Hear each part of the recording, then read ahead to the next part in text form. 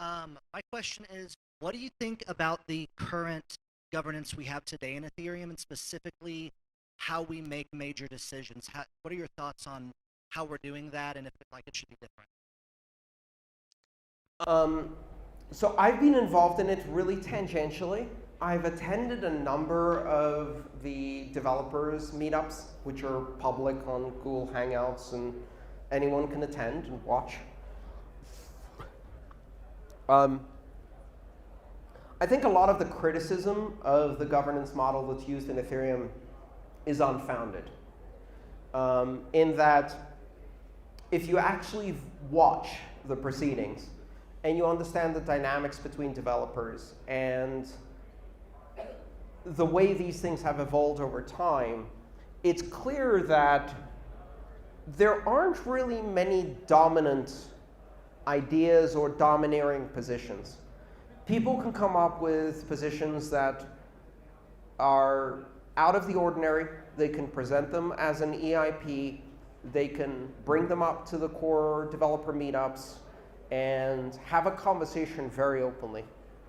I haven't heard anyone being shouted down or turned away or chased out of that meeting for expressing a different opinion. In fact, if anything, the funny thing is if you watch it from the outside, you're like, okay, so the person who's in charge of Ethereum is X, or the three people who are in charge of Ethereum are X, Y, Z, and then you watch one of these developer meetups, and they're clearly not in charge.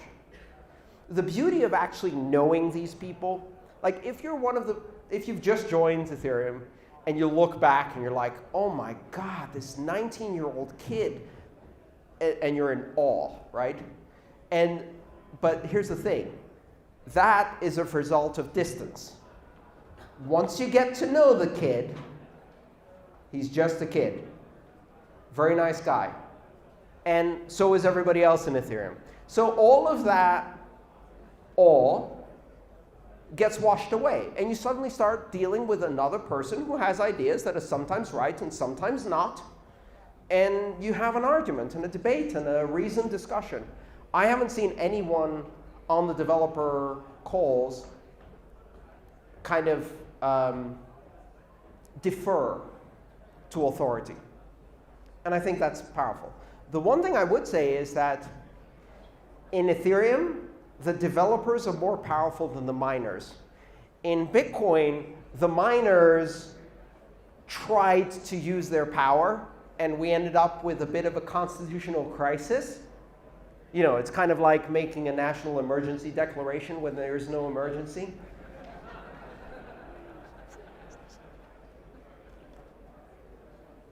Was that left wing? Or was that just anti-fascist? Anti-fascist. Ooh!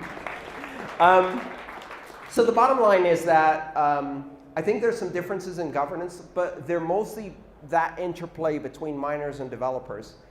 I think the Ethereum community, one of the reasons that it's not insular and it's not heavily controlled is because you have a much bigger ecosystem of application developers, application developers, library framework, et cetera, developers who are trying to take what the core developers do and make it work in a very broad range of use cases. And that keeps the protocol in check, meaning that if you start breaking things for thousands of application developers, you're not going to hear the end of it, right? And so that's a balance that doesn't exist in Bitcoin, right? In Bitcoin, it's a singular application platform. And so there are a few voices that can really direct that. And many of those voices are large corporations. So, you know, I have an ambivalent perspective on it. I hope that was a satisfactory answer. Great answer, thank you. Thank you, Jameson. I absolutely believe in everything you've said about unstoppable code. And I believe that the reason why all of us are in this room is because of unstoppable code. But we saw a few years ago when the DAO, the Distributed Autonomous Organization, had a problem. The Ethereum Foundation was able to exert enough influence on the community. They exerted a central influence on a distributed set of nodes to roll back certain transactions which in effect meant that that code was Stopped. stoppable. Yeah. What are your comments on this fact? Thank you. That's a great question, Michael. And I did some talks about the DAO situation back then. So a couple of disclosures. One, yes, I invested in the DAO. $16. Because I wanted to see the voting system, but I understood that this was alpha level code at best, so that's as much as I was confident putting in. I think the DAO was a simple case of two terrible choices, and neither of which is any better than the other.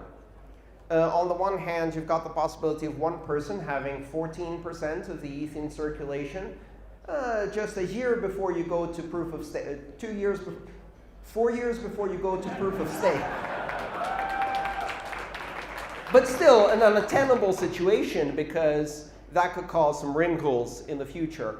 And I do believe in the idea of a mulligan, right? You know what a mulligan is? It's in golf, right? So when you're doing your golf thing and you break a window and you go, ugh, can I do that one again? Mulligan. And you try again, right? My golf game consists of only mulligans. So there you go. I think this was a case where it was early enough, the stakes weren't that high, and there were two bad choices. I think that it creates a bad precedent because every time that happens, it weakens the ability of all of the people involved in those decisions or promoting those decisions to say later, I can't. It makes the can't sound more like won't. And so I have a rule in life, which is when you make decisions, when you write emails, when you communicate with people, always think, how would this sound if it was being read aloud to my mother?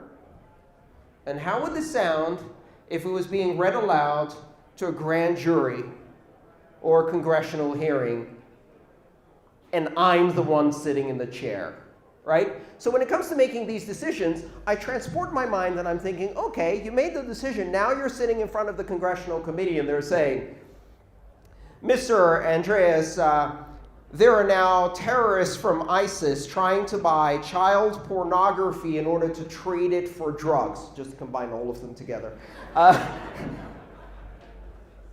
And we need you to stop this dab. Your Honor, sirs, Congress people, distinguished ma'am, whatever the title is, I'm afraid I can't do it. Well, but in August of 2014, as the record shows, you in fact did do it. So why do you say you can't do it now? Oh, that was a mulligan.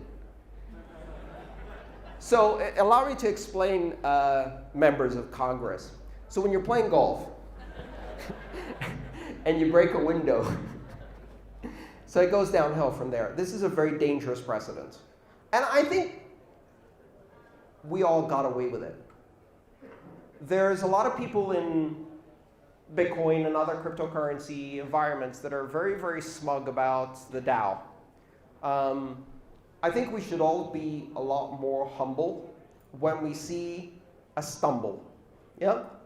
That rhymes accidentally. But the idea being that every cryptocurrency is going to have crises, is going to have bugs, is going to have problems. Bitcoin did. It had a moment where it issued 100 billion Bitcoin in a single block. Oops. Yeah, that's a bad one. It's like hard, sound money with a fixed monetary policy. Oops.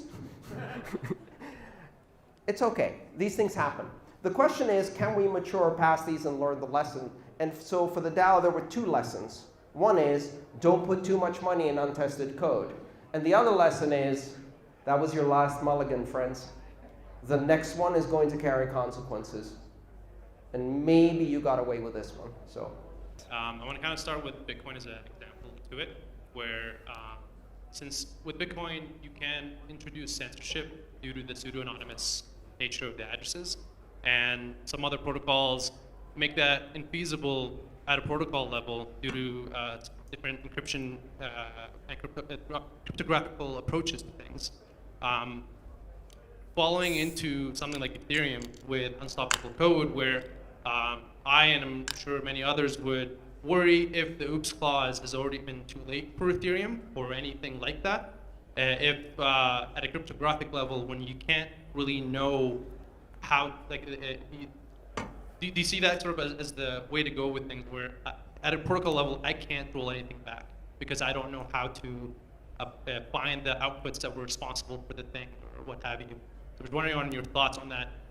Well, I'm not quite sure what you're asking, but I think one of the things we can do when we make decisions about how we develop code, and even when we make decisions about how we develop a platform, and you know, I don't really have a role in that. I'm mostly the explainer who comes in afterwards and goes, let me tell you what just happened.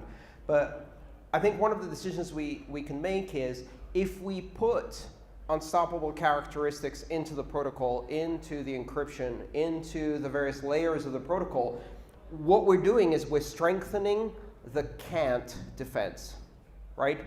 So, okay, you've built an unstoppable dApp. Well, if you build an unstoppable dApp and you don't put any governance in it and there's no way for you to stop the dApp, that gets appealed to the Supreme Court of Ethereum, right? So you've got to realize that a lot of the people we're going to be dealing with come from an institutional mentality whereby they go, okay, young man, let me speak to your manager, please. And so you call the person who wrote the dApp, and they say, no, I can't. Oh, okay, young man, let me speak to your manager, young lady, let me speak to your manager. And eventually they're going to bump it up all the way up to Vitalik, probably, or somebody like that, and they're going to go, are you the manager? The problem is you're going to get this escalation, right? So if you can't stop the dApp, you try to stop the platform. If you can't stop the platform, you try to stop the network. If you can't stop the network, you try to stop the currency. If you can't stop the currency, you try to stop the exchanges that are exchanging the currency. And then you all find out why Bitcoin's a really useful ally. Because it's built some unstoppable money for you. But yes, we need to put these unstoppable characteristics deeper into the code, right? And that goes for building better privacy and confidentiality in the base layer of Bitcoin, in building ZK snarks and other capabilities in the base layer of Ethereum, creating more protocols for privacy, for mixing, for anonymity, and things like that. It's very important to develop these technologies now, right? You can't become anonymous once they start coming after you. You need to do that in advance.